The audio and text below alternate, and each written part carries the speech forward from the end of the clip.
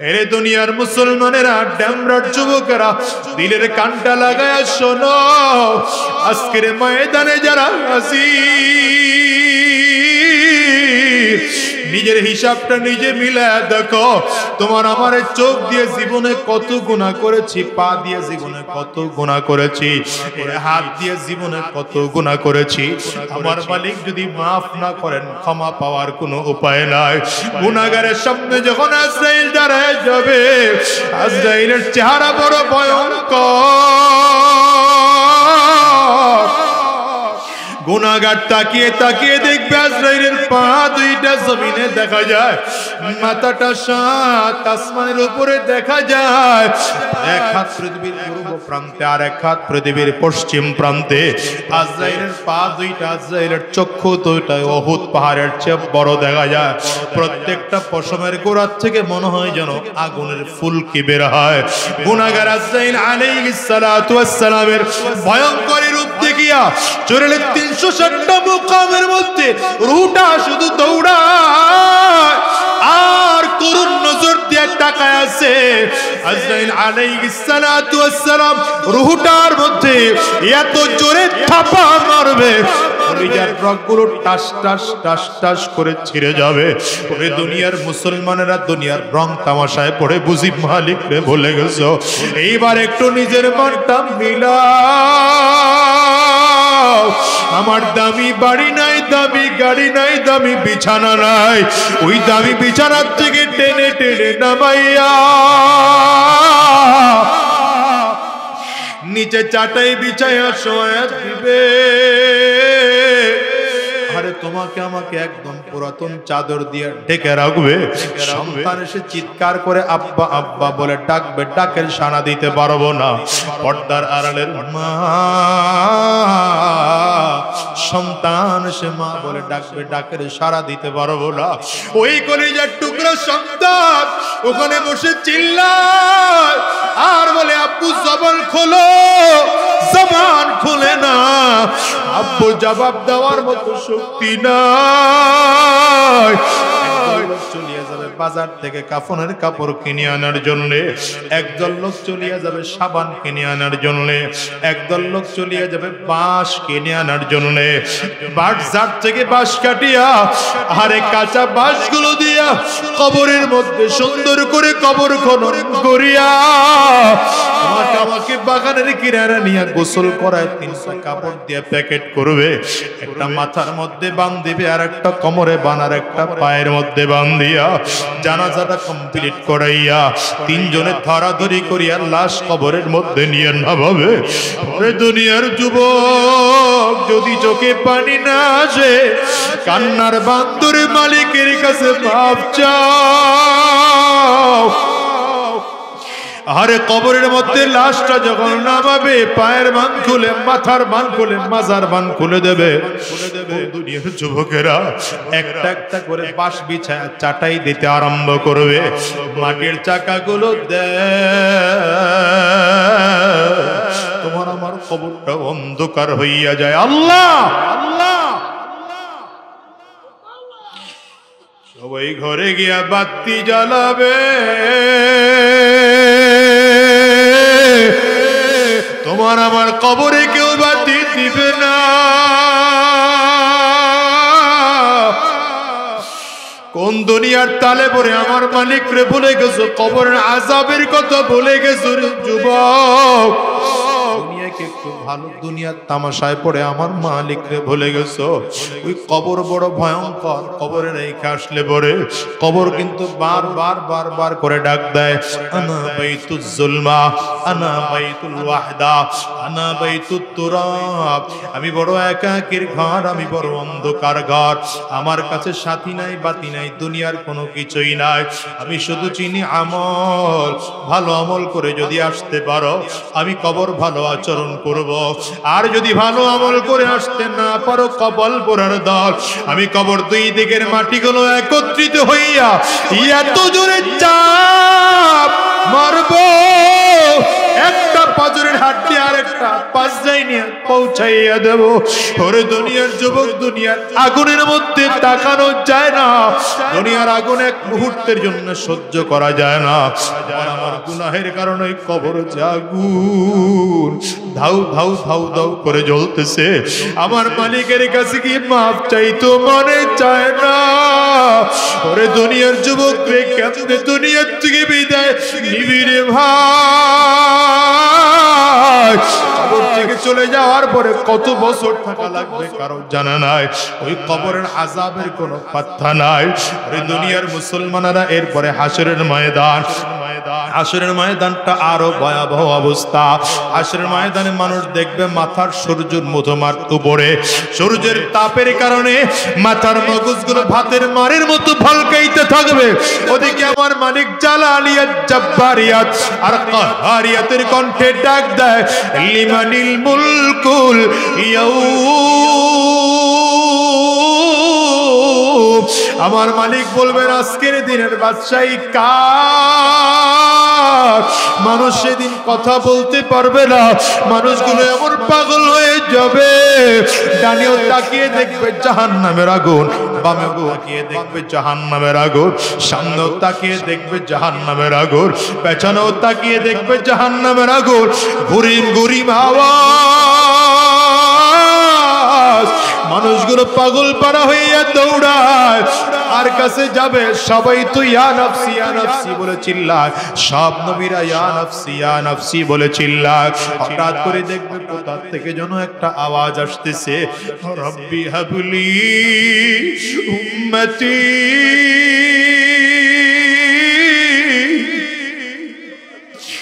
রব্বি হাবলি উম্মতি। আল্লাহ আমার উম্মত রে বাঁচাও, আমার উম্মত রে বাঁচাও। ওটার কারো আওয়াজ নয় রে যুবক, ওটা আমার নবীর আওয়াজ। আরে আমার নবীরে যদি এখন থেকে সন্তুষ্ট করে বিদায় হইতে না পারো, ওই কবর বড় ভয়ঙ্কর। এই দুনিয়ায় কেউ থাকতে পারে নাই রে বাজার, তুমি আর আমি ওই দুনিয়ায় থাকতে পারবো না। আজকের মজলিসটার দিকে তাকাইয়া দেখো, কত মানুষ যেন মা হারা, কত মানুষ যেন বাবা হারা। আমি আজাদির ঘরেও তো আমার মা নাই। এই মজলিসে কার কার মা নাই? হাতটা তুলে দেখাও রে বাজার। কার কার বাবা নাই? হাতগুলো তুলে রাখো বাজার, নামায় না। আমার যুবকগুলো তাকায় তাকায় দেখুক মাহারা মানুষগুলো কেমনে চিল্লায়া চিল্লায়া কান্দে। বাবা হারা মানুষগুলোর চোখ দিয়ে কেমনে পানির ফোঁটাগুলো বের হয়। যুবক, এই মানুষগুলোর চেহারার দিকে একটু তাকাইয়া দেখ। এই মানুষগুলো তোমার কারো ঘরে মা নাই, এই মানুষগুলোর কারো ঘরে বাবা নাই, এই মানুষগুলোর কারো ঘরে আব্বা মা কেউ নাই। এই যুবক, যদি কান্না না আসে কান্নার ভান ধরো, আব্বা আম্মার কত সরল করে কাঁদো। আর চিল্লে আমার মালিক রে বলো, আল্লাহ যতদিন এই জমিনের মধ্যে থাকবো আর হারাম রাস্তায় চলবো না, আর শয়তানি রাস্তায় চলবো না, আর মিথ্যা রাস্তায় কদম বাড়াবো না। আল্লাহ তোমার গোলামি করবো, কোরআন ও সুন্নাহ অনুযায়ী নিজের জীবনটাকে সাজাবো। কারা কারা তৈয়ার আছো বাজার? দুইটা হাত উঁচা করে আমার আল্লাহরে দেখাও, চিল্লাইয়া ডাক দাও আল্লাহ। জোরে আওয়াজ করে ডাক দাও না আল্লাহ। যদি চোখে পানি না আসে কান্নার বাঁধ ধরে ডাক দাও। ডানে আর বামে তাকাইয়া দেখো কার চোখে পানি। ওই মানুষটার দিকে তাকাইয়া নিজের নিজে ধিক্কার মারো, আর চোখের পানিগুলো ফেলে আমার মালিক রে চিল্লাইয়া ডাক দাও।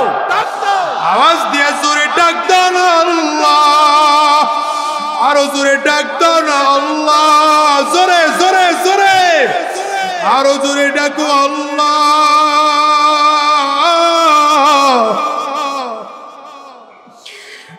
দয়ার মালিক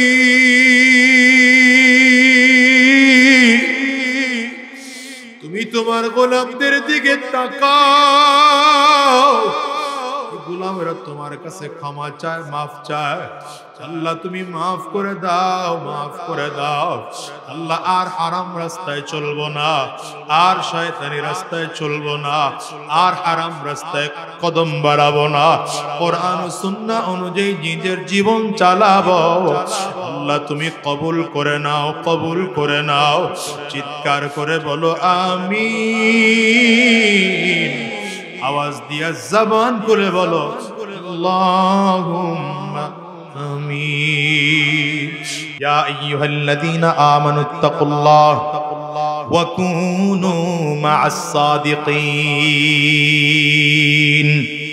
ইয়া আইয়ুহাল্লাযীনা আমানুত্তাকুল্লাহ ওয়া কুনু মা'আস সাদিকিন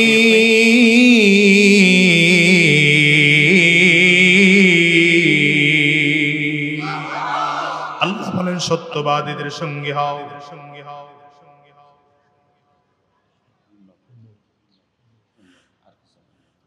সত্যবাদীদের সঙ্গে হও কার সঙ্গে বলেন বলেন বলেন সত্যবাদীদের সঙ্গে হও সত্যবাদী কারা এটা একটু বোঝা দরকার নবীদের যুগে সবথেকে সত্যবাদী ছিল নবীরা নবী জমিন থেকে চলে যাওয়ার পরে সব থেকে সত্যবাদী সাহাবায়ে কেরাম জমিন থেকে চলে যাওয়ার পরে সব থেকে সত্যবাদী তাবেঈন জমিন থেকে চলে যাওয়ার পরে সব থেকে সত্যবাদী তবে তাবেঈন জমিন থেকে চলে যাওয়ার পরে সব থেকে সত্যবাদী আইম্মা মুজতাহিদিন জমিন থেকে চলে যাওয়ার পরে সব থেকে সত্যবাদী ছিলেন উলামায়ে মুতাকাদ্দিমিন তারাও জমিন থেকে বিদায় নেওয়ার পরে সব থেকে সত্যবাদী উলামায়ে মুতাআখিরিন তারাও জমিন থেকে বিদায় এই যুগের মানুষ যদি সত্যবাদী পাইতে চাও তাইলে উলামায়ে কেরামদের কাছে চলে যাও এই যুগের সব থেকে সত্যবাদী উলামায়ে কেরাম মিথ্যা কথা বলেন না মিথ্যা পথে চলেন না কোরআন ও সুন্নাহ অনুযায়ী জীবন চালান এটাকে বলে সুহবত এটারে কি কয় এটার নাম কি এই সুহবতের বড় দাম সুহবতের কারণে সাহাবী হয়ে যায় সুহবতের কারণে সাহাবী হয়ে যায় সুহবতের কারণে জান্নাতের সার্টিফিকেট দুনিয়ায় জীবিত থাকা অবস্থায় পাওয়া যায় সুবহানাল্লাহ এই আমার একটা প্রশ্নের উত্তর দেন তো কোরআন হাদিস তো সাহাবীরাও যা পড়ছেন তাবেঈরাও তাই পড়ছেন কথা বল না তাবেঈনরাও একই কোরআন পড়ছে আমরাও না কোনো ব্যবধান আছে কথা বল না কোনো ব্যবধান আছে কোরআন তারাও যা পড়ছে আমরাও তাই পড়ি নাকি সাহাবীদের দাম এত বলেন কত চমৎকার উত্তর হ্যাঁ বলেন এইটাই জানতে চাইছিলাম কারণ কি নবীদের সোহবত নবীর সোহবত পাওয়ার কারণে একই কোরআন আমরা পড়েছি সাহাবীরাও পড়েছে আমাদের মধ্যে আর সাহাবায়ে কেরামদের মধ্যে আসমান জমিন তফাৎ হয়ে গেছে এই কথা বলেন এই যে এখনকার যুগে এসে কেউ কয় কোরআন আছে আর সহিহ হাদিস আছে আলেম লাগবে না মাযহাব লাগবে না মাযহাব মানে শিরক পীর মানে শিরক হুজুরের কাছে যাওয়া যাবে না কপাল পোড়া তোর কাছে পুরো ডিসপেন্সারি আছে জ্বর হইলে ঔষধ কোনটা মাথা ব্যথার ঔষধ কোনটা পেটে ব্যথার ঔষধ কোনটা এটা তো তোমার জানা নাই এটা জানতে হইলে এমবিবিএস এফআরসিএস স্পেশালিস্ট ডাক্তারের কাছে গিয়া ভিজিট দিয়া দেখাইয়া প্রেসক্রিপশন অনুযায়ী ঔষধ খেতে হয় পুরো কোরআনই তো তোমার কাছে আছে পুরো হাদিসও তো তোমার কাছে আছে কোনটা তোমার আমার জন্য উপকারী এটা যাচাই বাছাই করে তোমাকে বলে দেওয়ার দায়িত্ব উলামায়ে কেরাম ঠিক সবাই কোন নাই ভেজাল আছে কাদের না এখন নিজে একা একা পণ্ডিতি কইরা বাংলা বাজার গিয়া বাংলা বুখারী শরীফ কিনে আর বাংলা কোরআন শরীফের তরজমা কিনা বাম হাতে লয়ে ঘুরে হুজুর মানা যাবে না মাযহাব মানা শিরক পীর মানা শিরক আমি কোরআন হাদিস স্টাডি করে ওই স্টাডি করে না আর কপাল ফুটতেছে কি আস্তে কোন কেন জোরে কোন যদি তাই হতো আল্লাহ শুধু কোরআন পাঠাইতেন, নবী পাঠাইতেন না। আল্লাহ নবীও পাঠাইছেন, কোরআনও পাঠাইছেন। ঠিক না? ঠিক না? দেখেন সাহাবায়ে কেরাম শুধুমাত্র নবীর সুহবতে থাকার কারণে এত দাম বাড়লো কেন? শুধুমাত্র নবীর সুহবত কেন দাম বেড়েছে? শুধু নবীর সুহবত। কেমন দাম? একটা ছোট্ট উদাহরণ দিলে বুঝবেন। আচ্ছা, এখানে 80 বছর 90 বছরের মুরব্বী আছেন, থাকার কথা না মনে হয়? হ্যাঁ, আচ্ছা যদি থাকে আপনার বয়স কত হবে? না, এত হওয়ার কথা না। 70-80 বছরের কোন মুরব্বী যদি থাকে, না এত হবে না। হবে? আচ্ছা, তাহলে উদাহরণটা বুঝতে সহজ হবে। দেখেন 80 বছরের কোন মুরব্বী এখানে আছেন মনে করেন, এই মানুষটা বালেগ হওয়ার পর থেকে এক ওয়াক্ত নামাজ কাজা করে নাই মনে করেন।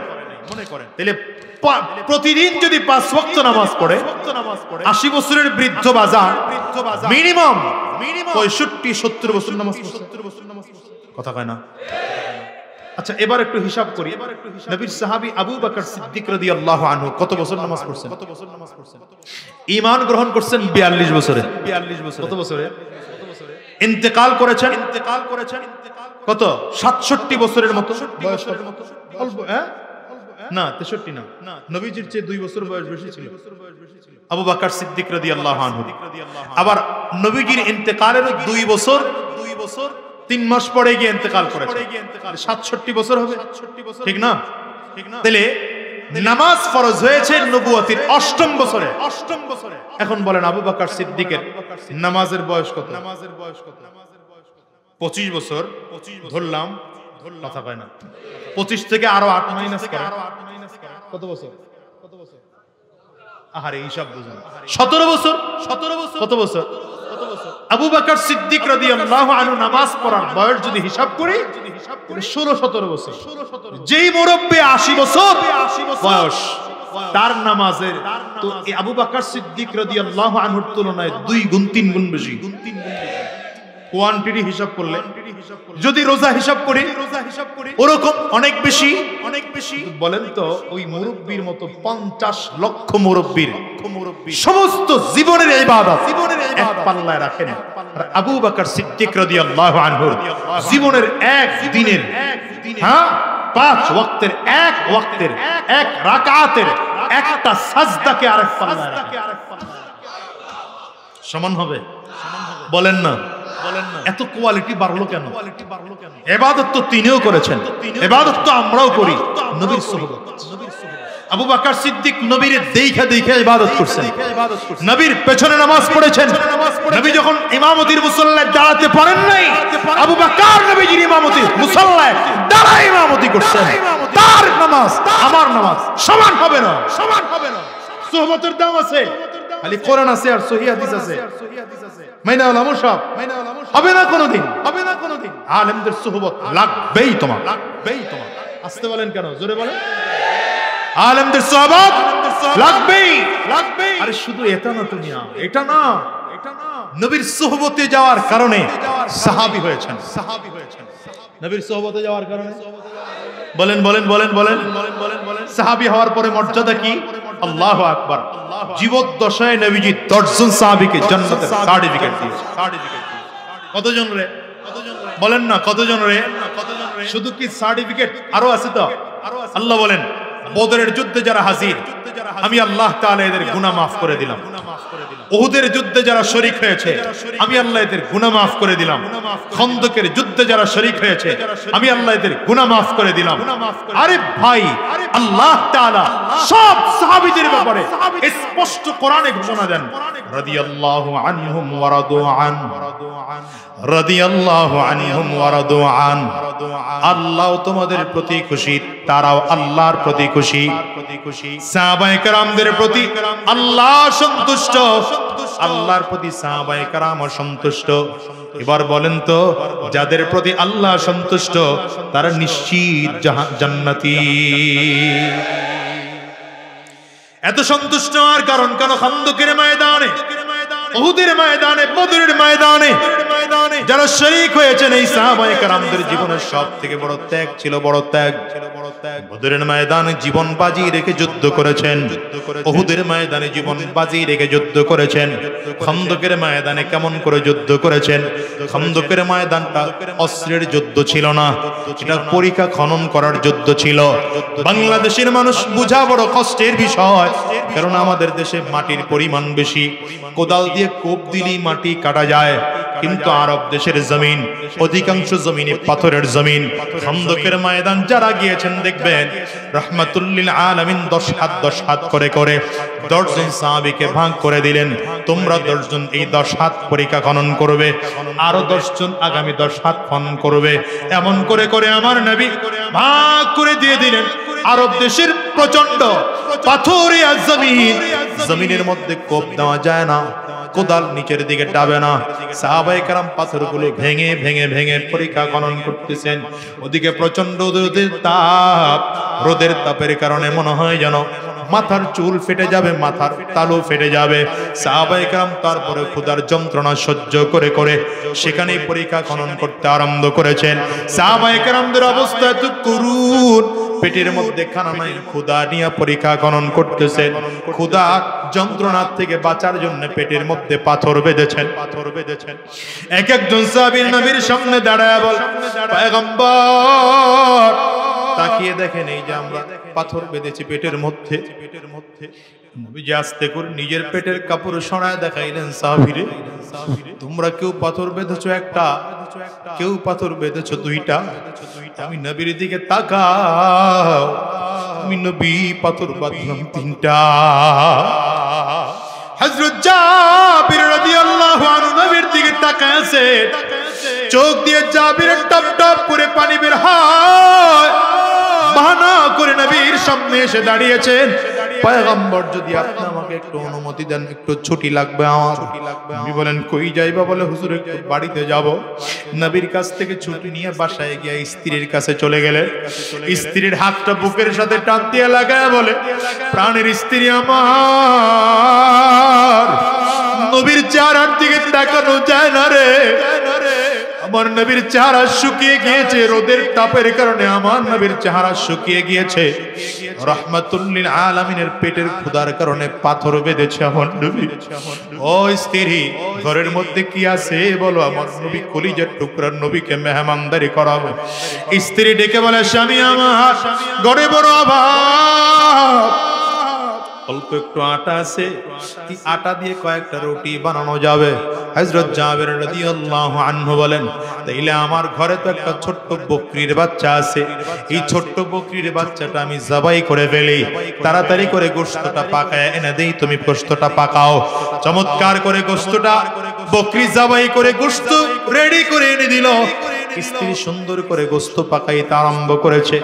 হযরত জাবির রাদিয়াল্লাহু আনহু রাহমাতুল্লিল আলামিনের কানের কাছে গিয়া বলেন, ওগো পয়গম্বর, যদি আপনার কাছে এই সুন্দর পরিবেশটা ছেড়ে যেতে ভালো লাগবে না, কিন্তু অল্প সময়ের জন্য 2-3 জন সাহাবীকে নিয়ে আপনি আমার বাড়িতে রওনা করেন। নবী বলেন, কেন? জাবির রাদিয়াল্লাহু আনহু বলেন, পয়গম্বর, আপনার ক্ষুধা সহ্য করতে না পেরে বাসায় গিয়ে স্ত্রীকে বলেছি, আপনাদের জন্য আমার স্ত্রী চমৎকার করে রুটির ব্যবস্থা করেছে। অল্প একটু রুটি, ছোট্ট একটা বকরির বাচ্চা জবাই করেছি, 4-5 জন খাইতে পারবেন এমন রুটি আর গোশতের ব্যবস্থা আছে। রাহমাতুল্লিল আলামিন সব গোটা খন্দকের সাহাবায়ে কেরামদেরকে 1000 সাহাবী, খন্দকের মধ্যে 1000 সাহাবায়ে কেরামদেরকে সবাইকে ডাক দিয়ে বললেন, ইয়া আহলা খন্দক ইন্না জাবিরান কদ সানা সূরা হাইয়া আহলান বিকুম। যত খন্দকের বাসিন্দারা আছো, জাবির তোমাদের জন্য খানা রেডি করেছে, চলো জাবিরের বাড়ি গিয়ে খানা খাবো। হযরত জাবির রাদিয়াল্লাহু আনহু চারা পেরেশানি, চারা লাখ লজ্জায় পড়ে গেলেন, নবীকে আমাকে লজ্জা দিবেন নাকি? নবী বললেন, যাও বাসায় গিয়া খানা রেডি করো। স্ত্রীকে গিয়া বলে, স্ত্রী আমার সর্বনাশ করে ফেলাইছি, নবীকে বলেছিলাম 2-3 জন 4-5 জন নিয়ে আসতে, আমার নবী পুরো খন্দকের 1000 সাহাবায়ে কেরামদেরকে নিয়ে আসতেছে। স্ত্রী ধমক দেয়, কি করেছো তুমি? নবীরে বলো নাই যে অল্প গোশত আছে, অল্প কয়েকটা রুটি আছে? জাবির রাদিয়াল্লাহু আনহু বলেন, নবীকে বলছিলাম, তারপরেও দাওয়াত দিয়েছে। স্ত্রী ডেকে বলে, শোনো নবীর যেহেতু বলছো, তারপরও নবী আসতেছে, তাইলে মনে হয় আজকে রব্বে কারীমের নবীর মুআজিজা দেখা যাবে। 1000 সাহাবী নিয়ে হাজির হয়ে গেলেন। কতজন? 1000 সাহাবী নিয়ে হাজির হয়ে গেলেন। দুনিয়ার যুবক কেমনে বরকত খুঁজো, কেমনে বরকত খুঁজো মিয়া? নবীর কথায় বরকত আছে, নবীর চলায় বরকত আছে, নবীর তরিকায় বরকত আছে। কথা বল না, কথা বল। দেখো না, 50,000, 1 লক্ষ টাকা, 2 লক্ষ টাকা ইনকাম করো, তার কাছ থেকে অভাব যায় না। মসজিদের একজন ইমাম 5,000, 10,000 টাকা ওয়াজিফা পায়। এরপরে ওরা কত আরামে চলে, কত স্বাচ্ছন্দ্যে চলে। বুঝা যায় হালালে বরকত আছে, হারামে বরকত না। কথা কান ঠিক কিনা? ঠিক কিনা? এই জন্য পথ ধরো তো নবীর পথ ধরো, শয়তানের পথ ছেড়ে দাও, হারাম রাস্তা ছেড়ে দাও, গুনাহের রাস্তা ছেড়ে দাও। নেতা মানবা তো সুদখোর আর ঘুষখোর, মদখোর, জুয়াখোর গুলোরে নয়। লক্ষ কোটি টাকা ইনকাম করেও ঠিক থাকতে পারবা না। নেতা মানবা তো নবীরে মানো। নেতাকে কয় না, সবাই কয় না নেতাকে। জোরে বলেন নেতাকে। তোমার নেতা আমার নেতা, সবাই কয় না তোরে, তোমার নেতা আমার নেতা। আমরা সবাই রাসূল সেনা। কষ্ট হয় বুঝি? আপনার অসুবিধা হইতেছে? আর 10-12 মিনিট আছেন তো ইনশাআল্লাহ। হ্যাঁ, দুনিয়ার এই সুদখোর, ঘুষখোর, মদখোর, জুয়াখোর, চোর বাটপার গুলোকে নেতা না বানাও। নেতা বানাও তো নবীকে বানাও। কারে বানাইবা? স্লোগান হবে নবীর জন্য, হবে? আওয়াজ ভালো পাই না, হবে? তোমার নেতা আমার নেতা। পারবেন না স্লোগানটা দিতে? কাশি দেন, গলা ক্লিয়ার করেন, ভালো করে ক্লিয়ার করেন। মাইকেলা ভাই আপনিও সাউন্ড বাড়ায় রেখেন, কমায়েন না কিন্তু, সাবধান। পারবেন? হাত দুইটা উঁচা করেন, টান টান করে হাত উঁচা করেন। ডানে আর বামে তাকিয়ে দেখেন, হাতকে তুলে নেই। মনে করবেন জাতীয় অলস। কথা কন না কেন? হাত দুটো উঁচা করছেন, মুঠ করেন, হাতগুলো মুঠ করেন, ঝাঁকি দেন, জোরে সোরে একটা ঝাঁকি। এবার কণ্ঠের যতটুকু আওয়াজ আছে পুরোটা আওয়াজ ছেড়ে দিয়ে একটা তাকবীর হবে। রেডি? আরো জোরে, রেডি? নারে তাকবীর। আর ভেতরে কুফর ঢুকছে, শিরিক ঢুকছে, বিদআত ঢুকছে। ঈমানের প্রেসার দিয়ে বের করতে হবে। 2 হাত উঁচা করে নারে তাকবীর। আরো জোরে নারে তাকবীর। তোমার নেতা আমার নেতা, বিশ্ব নবী মুস্তাফা। আমরা সবাই রাসূল সেনা, ভয় করি না বুলেট বোমা। নারে তাকবীর। কোরআন সুন্নাহর আলো, আরো জোরে কোরআন সুন্নাহর আলো। কোরআন সুন্নাহ যেখানে, আলেম ওলামা যেখানে, পীর বুজুর্গ যেখানে, সুদ ঘুষ যেখানে। ঠিক আছে তো? এই স্লোগান দিলের মধ্যে গাইতে নেন। খালি স্লোগান দেয়, আমার ভাই তোমার ভাই, আমার ভাইয়ের চরিত্র কাউয়ার মতো পবিত্র, পাগলের খাতা বালিশ, ফুলের মতো পবিত্র হয়, নিজে বুনিয়া করছে।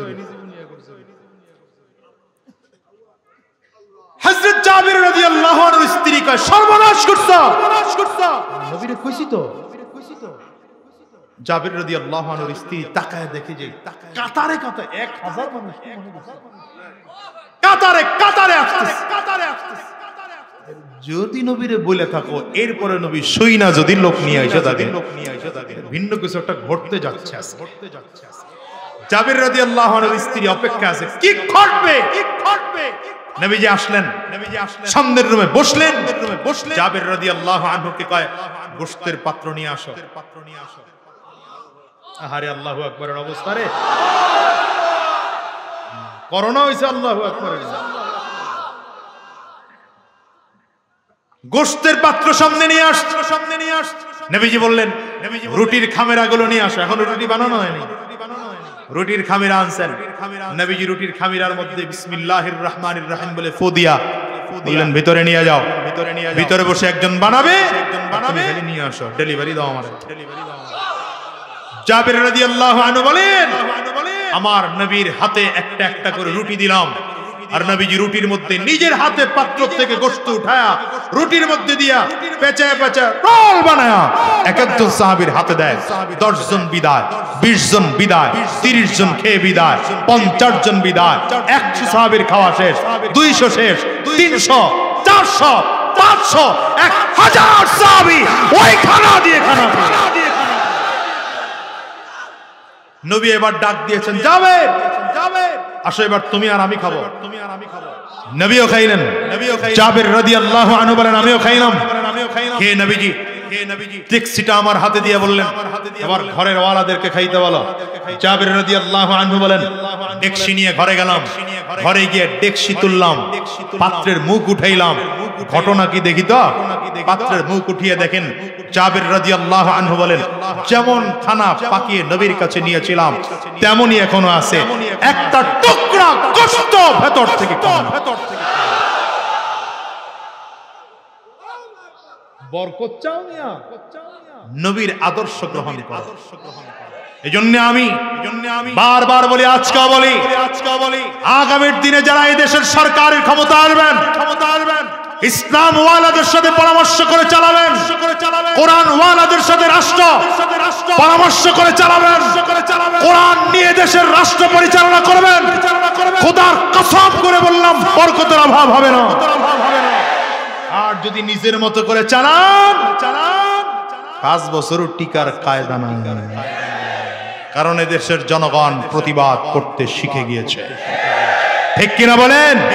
হাত উঁচা করে চিল্লায় বলেন, ইয়া আইয়ুহাল্লাযীনা আমানুত্তাকুল্লাহ, ইয়া আইয়ুহাল্লাযীনা আমানুত্তাকুল্লাহ ওয়া কুনু মা'আস সাদিকিন।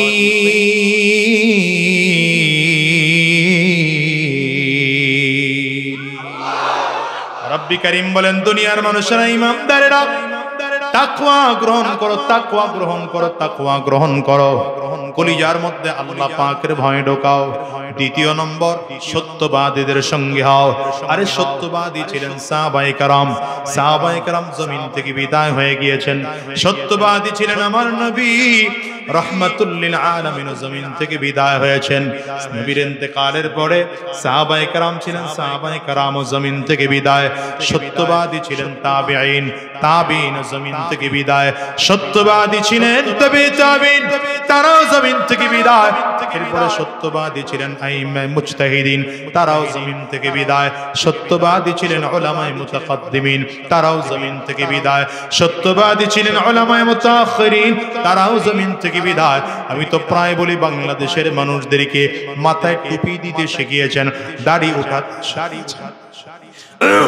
হাফিজ হুজুর রাহমাতুল্লাহি আলাইহি এদেশের মানুষদেরকে দ্বীনের দাওয়াতের কাজে লাগিয়েছেন। কথা কম না কেন? হাফিজ হুজুর রাহমাতুল্লাহি আলাইহি এদেশের মানুষের মাথায় টুপি দিতে শিখিয়েছে। দুনিয়ার মুসলমানেরা, সদস্য হুজুর রাহমাতুল্লাহি আলাইহি দেশের মানুষকে দ্বীনের রাস্তায় ডাকতেন। তারা কত সত্যবাদী ছিলেন, কত বড় দ্বীনের বান্দা ছিলেন। আজকে তারা জমিনের মধ্যে নাই। হাফিজ হুজুর রাহমাতুল্লাহি আলাইহি ছিলেন, তারাও জমিন থেকে বিদায়। মুফতি আমিনী রাহমাতুল্লাহি আলাইহি ছিলেন, তারাও জমিন থেকে বিদায়। শাইখুল হাদিস আল্লামা আজিজুল হক রাহমাতুল্লাহি আলাইহি ছিলেন, তারাও জমিন থেকে বিদায়। যুবক কুতুবুল আলম কালমানিক সৈয়দ ফজলুল করিম রাহমাতুল্লাহি আলাইহি ছিলেন, তারাও জমিন থেকে বিদায়।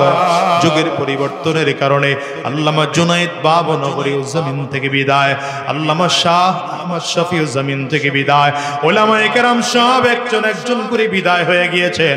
হিসাব করে মিলিয়ে দেখো এখন বর্তমান যুগে যারা আছেন ওলামায়ে কেরাম, এদের মতে চলো, এদের পথে চলো, কোরআন অনুযায়ী সুন্নাহ অনুযায়ী নিজের জীবনটাকে সাজাও, আর মালিকের কাছে পাক্কা সচ্চা দিলে তওবা করো।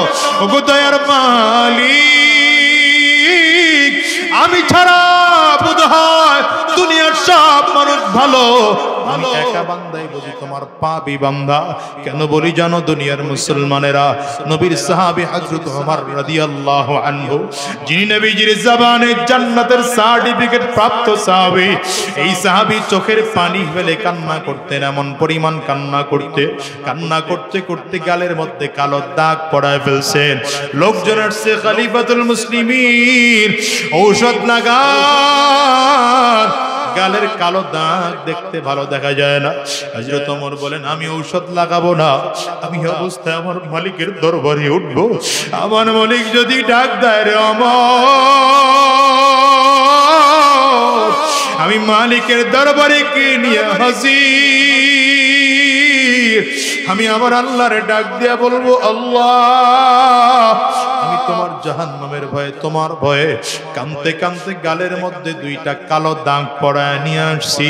ওরে ওমর রাদিয়াল্লাহু আনহু হুযায়ফা রাদিয়াল্লাহু আনহুর দিকে তাকায় বলতেন, আরে ভাই, নবীর সব মুনাফিকদের লিস্ট তো তোমার খাতার মধ্যে আছে, একটু দেখো আমার নামটা তোমার কাছে আছে কিনা, আমার নামটা তোমার খাতায় নবী বলে গেছেন কিনা।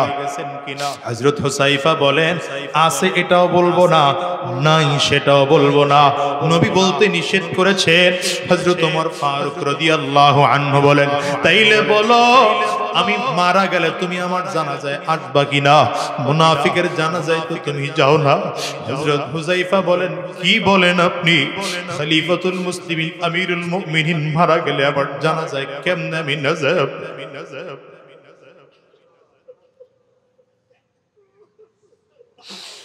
হযরত ওমর কান্না করে আর বলে, বুঝতে পেরেছি, তুমি যদি আমার জানাজায় আসো তাইলে আমার নাম বুঝি মুনাফিকের খাতায় না। এই ওমর রাদিয়াল্লাহু আনহুকে যখন কাফির মুশরিকরা আঘাত করেছে, এমন ভাবে আঘাত করেছে পেটের খাদ্যথলি কেটে গিয়েছে। ডাক্তাররা বলল, আমিরুল মুমিনিন বেশি দিন বাঁচবেন না, আমি জমিন থেকে আপনি বিদায় হয়ে যাবে, আপনি দুনিয়ায় বাঁচবেন না, জমিন থেকে বিদায় হয়ে যাবেন। আপনি তাড়াতাড়ি করে আপনার পরবর্তী খলিফা কি হবে নির্ধারণ করে। হযরত ওমরকে মসজিদ নববীর বারান্দায় শোয়া দেওয়া হলো। হযরত ওমর রাদিয়াল্লাহু আনহু বারান্দায় শুইয়া আল্লাহু আকবার, আল্লাহর বান্দা এমন জোরে চিল্লায়, আর বারান্দায় থেকে থেকে আওয়াজ করে আর বলে, ওয়াইলুল লাকা ইয়া উমর ইল্লাম ইয়াগফির লাকা রাব্বুক, ওয়াইলুল লাকা ইয়া উমর ইল্লাম ইয়াগফির লাকা রাব্বুক। রে আমর, তুই তো ধ্বংস যদি তোর মালিক তোরে মাফ না করে। এর কলিজার টুকরো যুবক হযরত ওমর রাদিয়াল্লাহু আনহু নিজের কলিজার টুকরা সন্তানকে ডাক দেয়, আব্দুল্লাহ, জানের কাছে গিয়ে একটু পারমিশন চা। আমার বারবার করে মনটা চায় আমি আমার নবীর পাশে কবর নেব, আমার আবু বকরের পাশে কবর নেব। আম্মা জানের কাছে চলে গেছেন, আম্মা জান, আমার আব্বু পারমিশন চায়, পারমিশন দিবেননি। আম্মা জান পারমিশন দিয়ে দিলেন। হযরত ওমর রাদিয়াল্লাহু আনহু সন্তানরে ডাক দেয়, ও কলিজার টুকরা সন্তান, আম্মা জানের কাছে আবারও পারমিশন চাইবা। বলে, বাবা পারমিশন দিয়ে দিছে। কয় না, তারপরে আবারও পারমিশন চাইবা। আমি যখন জমিন থেকে বিদায় হয়ে যাব, আমার চমৎকার করে গোসল করাইবা, সুন্দর করে গোসল করাইয়া কাফনের কাপড় পরাইবা, কাফনের কাপড়টা পরাইয়া জানাজা পড়াইয়া আমার লাশ নিয়ে আম্মা জানের দরজার সামনে রাখবা। এরপরে আবার প্রশ্ন করবা, যদি আম্মা জান রাজি হয় তাইলে আমার নবীর পাশে আবু বকর সিদ্দিকের পাশে দাফন দিবা, আর যদি না বলে তাইলে আমার লাশ নিয়ে জান্নাতুল বাকির মধ্যে দাফন দিবা। কেন বলি জানো? এখন তো আমি খলিফাতুল মুসলিমিন, আমিরুল মুমিনিন। হায় রে, আম্মা জান হয়তো লজ্জায় পরে আমাকে পারমিশন দিয়ে দিছে, কিন্তু যেই দিন এমন হবে আমি জমিন থেকে বিদায় হয়ে যাব, সেই দিন আমি খলিফাতুল মুসলিমিন থাকবো না, সেদিন আমি আমিরুল মুমিনিন থাকবো না। আমার পরিচয় আমি নবী গোলাম, আমি খাত্তাবের ছেলে। ওই দিন আম্মা জানের কাছে গিয়ে পারমিশন চাইবা। কেন বলি রে বাবা? জানো কবর বড় ভয়ঙ্কর। হযরত ওমর কই কবর মৃত্যুর পরে সবথেকে প্রথম ঘাঁটি। কবর যদি কারণ নিরাপদ না হয় তাইলে অন্য কোন জায়গা আর নিরাপদ হবে না। আমি এই জন্য আমার কবরটা নিরাপদ করার জন্য নবীর পাশে ঘুমাইতে চাই। এরে দুনিয়ার মুসলমানেরা, ড্যামরার যুবকেরা, দিলের কানটা লাগায়া শোনো, আজকের ময়দানে যারা হাজির, নিজের হিসাবটা নিজে মিলায়া দেখো। তোমার আমার চোখ দিয়ে জীবনে কত গুনাহ করেছি, পা দিয়ে জীবনে কত গুনাহ করেছি, হাত দিয়ে জীবনে কত গুনাহ করেছি। আমার মালিক যদি মাফ না করেন, ক্ষমা পাওয়ার কোনো উপায় নাই। গুনাহগারের সামনে যখন আজরাইল দাঁড়ায় যাবে, আজরাইলের চেহারা বড় ভয়ঙ্কর। গুনাহগার তাকিয়ে তাকিয়ে দেখবে আজরাইলের পা দুইটা জমিনে দেখা যায়, মাথাটা সাত আসমানের উপরে দেখা যায়। এক হাত পৃথিবীর পূর্ব প্রান্তে আর এক হাত পৃথিবীর পশ্চিম প্রান্তে। আজরাইলের পা দুইটা, আজরাইলের চক্ষু দুইটা উহুদ পাহাড়ের চেয়ে বড় দেখা যায়। প্রত্যেকটা পশমের গোড়ার থেকে মনে হয় যেন আগুনের ফুলকি বের হয়। গুনাহগার আজরাইল আলাইহিস সালাতু ওয়াস সালামের ভয়ঙ্কর রূপ দেখিয়া চড়লে 360টা মুকামের মধ্যে রুহটা শুধু দৌড়ায় আর করুণ নজর দিয়ে তাকায় আছে। আজরাইল আলাইহিস সালাতু ওয়াস সালাম রুহটার মধ্যে এত জোরে থাপা মারবে, কলিজার রগগুলো টাস টাস টাস টাস করে ছিঁড়ে যাবে। ওরে দুনিয়ার মুসলমানেরা দুনিয়ার রং তামাশায় পড়ে বুঝি মালিক রে ভুলে গেছো।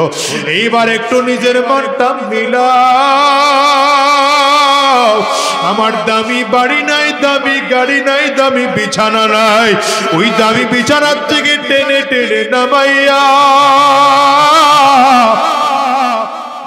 নিচে চাটাই বিছায়া শোয়া দিবে। আরে তোমাকে আমাকে একদম পুরাতন চাদর দিয়ে ঢেকে রাখবে। সন্তান এসে চিৎকার করে আব্বা আব্বা বলে ডাকবে, ডাকের সাড়া দিতে পারবো না। পর্দার আড়ালের মা, সন্তান এসে মা বলে ডাকবে, ডাকের সাড়া দিতে পারবো না। ওই কলিজার টুকরা সন্তান ওখানে বসে চিল্লায় আর বলে আব্বু জবান খোলো, জবান খুলে না। আব্বু জবাব দেওয়ার মতো শক্তি নাই। চলিয়ে যাবে বাজার থেকে কাফনের কাপড় কিনে আনার জন্য, একদল লোক চলিয়ে যাবে সাবান কিনে আনার জন্য, একদল লোক চলিয়ে যাবে বাঁশ কিনে আনার জন্য। বাজার থেকে বাঁশ কাটিয়া আরে কাঁচা বাঁশগুলো দিয়া কবরের মধ্যে সুন্দর করে কবর খনন করিয়া আমাকে বাগানের কিনারা নিয়ে গোসল করায় 300 কাপড় দিয়ে প্যাকেট করবে। একটা মাথার মধ্যে বাঁধিবে, আর একটা কোমরে বানার, একটা পায়ের মধ্যে বাঁধিয়া জানাজাটা কমপ্লিট করাইয়া 3 জনে ধরাধরি করিয়া লাশ কবরের মধ্যে নিয়ে নামাবে। ওরে দুনিয়ার যুবক, যদি চোখে পানি না আসে, কান্নার বান্দরে মালিকের কাছে মাপ চাও। আরে কবরের মধ্যে লাশটা যখন নামাবে, পায়ের বান খুলে, মাথার বান খুলে, মাজার বান খুলে দেবে। দুনিয়ার যুবকেরা একটা একটা করে বাঁশ বিছায় চাটাই দিতে আরম্ভ করবে। মাটির চাকাগুলো তোমার আমার কবরটা অন্ধকার হইয়া যায়। আল্লাহ আল্লাহ সবাই ঘরে গিয়া বাতি জ্বালাবে, তোমার আমার কবরে কেউ বাতি দিবে না। কোন দুনিয়ার তালে পরে আমার মালিক রে ভুলে গেছো, কবরের আযাবের কথা ভুলে গেছো রে যুবক। দুনিয়াকে একটু ভালো, দুনিয়ার তামাশায় পড়ে আমার মালিক রে ভুলে গেছো। ওই কবর বড় ভয়ঙ্কর। কবরে রেখে আসলে পরে কবর কিন্তু বারবার করে ডাক দেয়, আনা বাইতুজ জুলমা, আনা বাইতুল ওয়াহদা, আনা বাইতুত তুরাব। আমি বড় একাকীর ঘর, আমি বড় অন্ধকার ঘর, আমার কাছে সাথী নাই বাতি নাই, দুনিয়ার কোনো কিছুই নাই। আমি শুধু চিনি আমল। ভালো আমল করে যদি আসতে পারো আমি কবর ভালো আচরণ করব, আর যদি ভালো আমল করে আসতে না পারো কবর পোড়ার দল। আমি কবর দুই দিকের মাটিগুলো একত্রিত হইয়া এত জোরে চাপ মারব, একটা পাজরের হাড্ডি আর একটা পাঁচজাই নিয়ে পৌঁছাইয়া দেব। ওরে দুনিয়ার যুবক, দুনিয়ার আগুনের মধ্যে তাকানো যায় না। দুনিয়ার আগুন এক মুহূর্তের জন্য সহ্য করা যায় না। আমার গুনাহের কারণে কবর আগুন ধাউ ধাউ ধাউ ধাউ করে জ্বলতেছে। আমার মালিকের কাছে কি মাফ চাইতো মনে চায় না। ওরে দুনিয়ার যুবক রে, কেমনে দুনিয়ার থেকে বিদায় নিবি রে ভাই? কবর থেকে চলে যাওয়ার পরে কত বছর থাকা লাগবে কারো জানা নাই। ওই কবরের আযাবের কোনো পাত্তা নাই। ওই দুনিয়ার মুসলমানেরা এরপরে হাসরের ময়দান, হাসরের ময়দানটা আরো ভয়াবহ অবস্থা। হাসরের ময়দানে মানুষ দেখবে মাথার সূর্যের মধুমার উপরে, সূর্যের তাপের কারণে মাথার মগজগুলো ভাতের মারের মতো ভলকাইতে থাকবে। ওদিকে আমার মালিক জালালিয়াত জব্বারিয়াত আর কাহারিয়াতের কণ্ঠে ডাক দেয়, লিমানিল মুলকুল ইয়াউম। আমার মালিক বলবেন আজকের দিনের বাদশাহী কার? মানুষ সেদিন কথা বলতে পারবে না। মানুষগুলো এমন পাগল হয়ে যাবে, ডানেও তাকিয়ে দেখবে জাহান্নামের আগুন, বামেও তাকিয়ে দেখবে জাহান্নামের আগুন, সামনেও তাকিয়ে দেখবে জাহান্নামের আগুন, পেছনেও তাকিয়ে দেখবে জাহান্নামের আগুন। গুরিম গুরিম আওয়াজ, মানুষগুলো পাগল পারা হইয়া দৌড়ায়। আর কাছে যাবে সবাই তো ইয়া নাফসি ইয়া নাফসি বলে চিল্লায়। সব নবীরা ইয়া নাফসি ইয়া নাফসি বলে চিল্লায়। হঠাৎ করে দেখবে কোথা থেকে যেন একটা আওয়াজ আসতেছে, রব্বি হাবলি উম্মতি,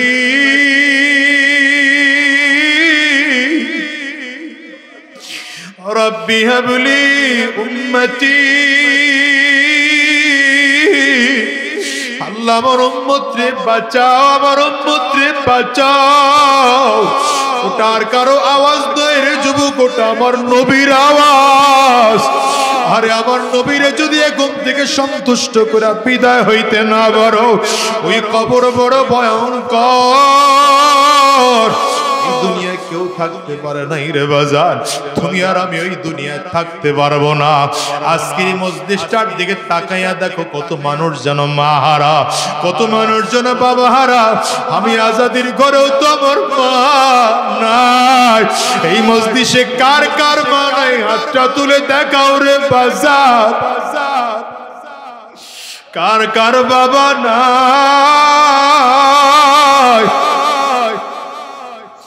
হাতগুলো তুলে রাখো বাজার, নামায় না।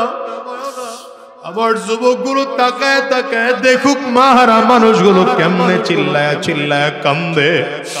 বাবা হারা মানুষগুলোর চোখ দিয়ে কেমনে পানির ফোঁটাগুলো বের হয়। যুবক এই মানুষগুলোর চেহারার দিকে একটু তাকাইয়া দেখ। এই মানুষগুলো তোমার কারো ঘরে মা নাই, এই মানুষগুলোর কারো ঘরে বাবা নাই, এই মানুষগুলোর কারো ঘরে আব্বা মা কেউ নাই। এই যুবক যদি কান্না না, সে কান্নার ভান ধরো, আব্বা আম্মার কত সরল করে কাঁদো। আর চিল্লে আমার মালিক রে বলো, আল্লাহ যতদিন এই জমিনের মধ্যে থাকবো আর হারাম রাস্তায় চলবো না, আর শয়তানি রাস্তায় চলবো না, আর মিথ্যা রাস্তায় কদম বাড়াবো না। আল্লাহ তোমার গোলামি করব, কোরআন ও সুন্নাহ অনুযায়ী নিজের জীবনটাকে সাজাবো। কারা কারা তৈয়ার আছো বাজার? দুইটা হাত উঁচা করে আমার আল্লাহরে দেখাও, চিল্লাইয়া ডাক দাও আল্লাহ।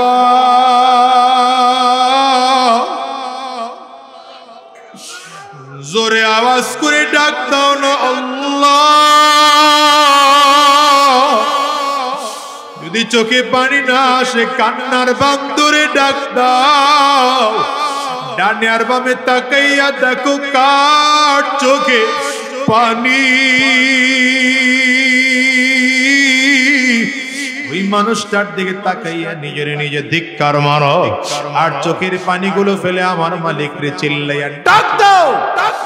আওয়াজ দিয়া জোরে ডাক দাও না আল্লাহ, আরো জোরে ডাক দাও না আল্লাহ, জোরে জোরে জোরে আরো জোরে ডাকো আল্লাহ।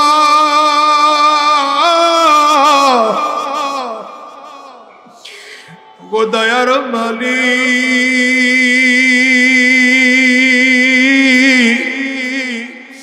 তুমি তোমার গোলামদের দিকে তাকাও। গোলামেরা তোমার কাছে ক্ষমা চায়, মাফ চায়। আল্লাহ তুমি মাফ করে দাও, মাফ করে দাও।